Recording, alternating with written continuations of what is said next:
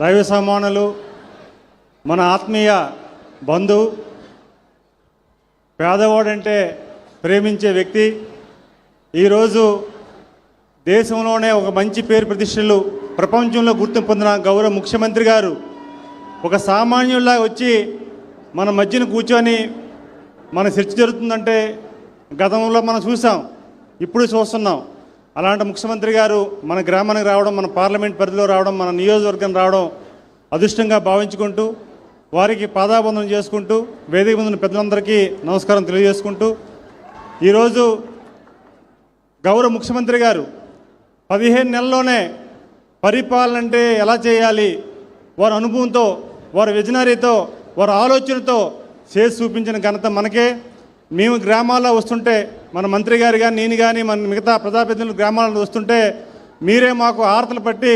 గౌరవించి స్వీకరిస్తున్నారు. ఈ 15 నెలల్లో గౌరవ ముఖ్యమంత్రి గారు ఎన్నికల ముందు ఏదైతే మాట ఇచ్చారో ఆ మాటకి అదనంగా కూడా మాకు పనిచేస్తున్నారని చెప్పేసి ప్రతి గ్రామం వెళ్తుంటే మాకు గౌరవిస్తున్నారు. ఇలాంటి వారి నాయకత్వంలో మెంబర్ ఆఫ్ పార్లమెంట్గా నాకు అవకాశం రావడం చాలా ధన్యునిగా భావించుకుంటూ, సార్ ఇచ్చిన స్ఫూర్తితో నేనైతే 7 నియోజకవర్గాల్లో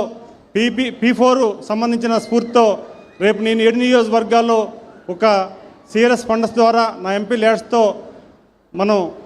ఒక yoga centre, digital library, reading room పెట్టి ప్రతి నియోజకవర్గ హెడ్ క్వార్టర్లో ₹1 కోటి వెచ్చించి వారి అనుమతితో ఈ కార్యక్రమాన్ని నేను చేస్తున్నానని తెలియజేసుకుంటూ, అలాగే ముఖ్యంగా వారు ఏదైతే వారు P4 కార్యక్రమం పెట్టి వారి స్ఫూర్తిని తీసుకొని మన ఈ పార్లమెంట్ పరిధిలో 3 ఆడబిడ్డలు పుడితే ₹50,000 ఇవ్వాలని ఒక సంకల్పించుకొని మేము గతంలో మీకు చెప్పాం. అలాగే 3 మగబిడ్డ పుడితే ఆవోదు ఓడిస్తామని చెప్పి చెప్పడం జరిగింది. వారు అనుమతితో ఈ పార్లమెంట్లో కూడా ఫస్ట్ విడత కార్యక్రమాన్ని ముగించాం. 2వ విడత కార్యక్రమాన్ని కూడా 7 ఎమ్మెల్యేలను తీసుకొని నెక్స్ట్ కార్యక్రమం కూడా ఏర్పాటు చేస్తున్నాం. ముఖ్యంగా